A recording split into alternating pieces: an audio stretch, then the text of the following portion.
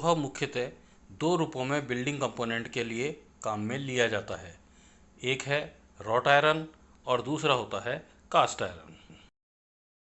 Cast iron में carbon की मात्रा 2% से अधिक रहती है और सामान्यतः 4.5-5% के आसपास तक रहती है। कार्बन और सिलिकॉन इस लोहे में मुख्यतः पाए जाते हैं। यह आसानी से रिसाइकिल हो सकता है। कंप्रेशन में ये बहुत स्ट्रॉन्ग होता है। टेंशन और बेंडिंग में ये कमज़ोर होता है। तापमान बढ़ने पर स्टिफनेस और स्ट्रेंथ कास्ट आयरन की कम हो जाती है। ये क्रिस्टलाइन स्ट्रक्चर का होता है परंतु बहुत ही ज़्यादा ब्रिटल भी होता है। कास्ट आयरन का सामान्यतः उपयोग मशीन के स्ट्रक्चर को बनाने के लिए किया जाता है क्योंकि इसकी कंप्रेसिव स्ट्रेंथ बहुत अच्छी होती है। गार्बेज डिस्पोजल के इक्विपमेंट्स के अंदर भी ये काम में आता है क्योंकि ये बहुत एब्रेशन और ग्राइंडिंग का बहुत अच्छा रेजिस्टेंस करता है। आर्किटेक्चरल यूज़ के अंदर अगर हम देखें तो बिल्डिंग के अंदर काम में आने वाले पाइप और स्ट्रक्चर इसके लिए इसका उपयोग किया जाता है और बिल्डिंग कंस्ट्रक्शन में कॉलम एंड आर्चेस बनाने के लिए भी किया जाता है। पानी और सीवेज के ड्रेनेज के पाइप बनाए जा सकते हैं इसके। कास्ट आयरन 4 प्रकार का होता है: white cast iron, grey cast iron, ductile या नोडुलर कास्ट आयरन और मेलिएबल कास्ट आयरन। इन चारों प्रकार के कास्ट आयरन्स की जो यांत्रिक गुणधर्म हैं ये नीचे टेबल के रूप में दर्शाए गए हैं। वाइट कास्ट आयरन के अंदर कार्बन की मात्रा 2.11% से ज़्यादा होती है और सारा का सारा कार्बन कंबाइंड सीमेंटाइट के रूप में इसमें पाया जाता है, जिसका माइक्रो स्ट्रक्चर इस चित्र में दिखाया गया है। इसका मुख्य गुण यह है कि बहुत ही हार्ड होता है और वियर रेजिस्टेंट होता है। टेंसाइल स्ट्रेंथ भी इसमें काफ़ी अच्छी होती है और कंप्रेसिव स्ट्रेंथ इसकी बहुत ज़्यादा होती है। क्योंकि वाइट कास्ट आयरन बहुत ज़्यादा ब्रिटल होता है और मशीनेबिलिटी में दिक्कत आती है, इसलिए इसको बहुत ज़्यादा उपयोग नहीं किया जाता है। सामान्यतः सीमेंट मिक्सचर के अंदर लाइनर्स के रूप में काम में लेता है। बॉल मिल के पुर्जे बनाए जाते हैं। कुछ ड्राइंग की डाइज और एक्सट्रूजन के नोजल्स भी इसके बनाए जाते हैं।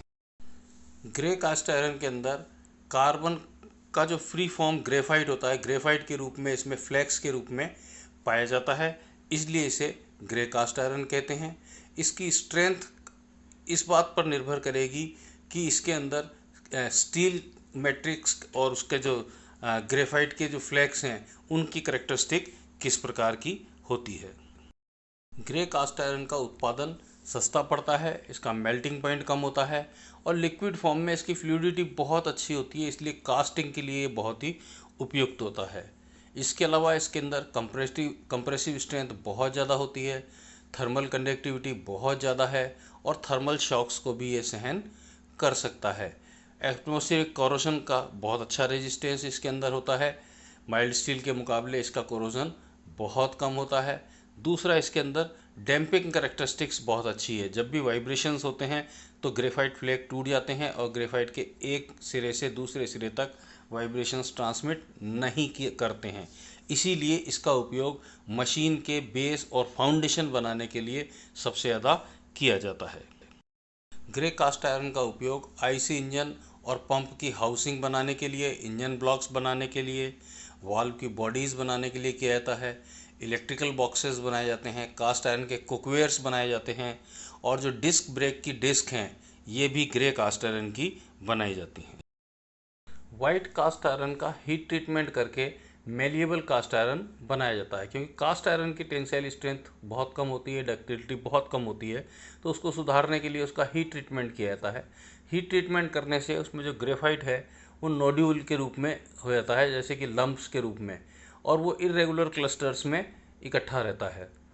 इसका करने के कारण से इस मेलिएबल कास्ट आयरन के अंदर शॉक रेजिस्टेंस और डक्टिलिटी इसका गुण उत्पन्न हो जाता है।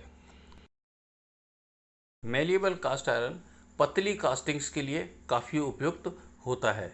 इसके अलावा व्हीकल के बहुत सारे कंपोनेंट बनाए जाते हैं, जैसे कि power train, frame, suspension, wheels, steering component, transmission, differential के पार्ट्स, हाउसिंग, कनेक्टिंग रॉड्स, ये भी इसकी मेलिएबल कास्ट आयरन की बनाई जाती हैं। इसके अलावा रेलवे के बहुत सारे कंपोनेंट्स बनाए जाते हैं, पाइप फिटिंग्स बनाई जाती हैं इसकी, और इसकी इलेक्ट्रिकल फिटिंग्स के अंदर भी बहुत उपयोग किया जाता है।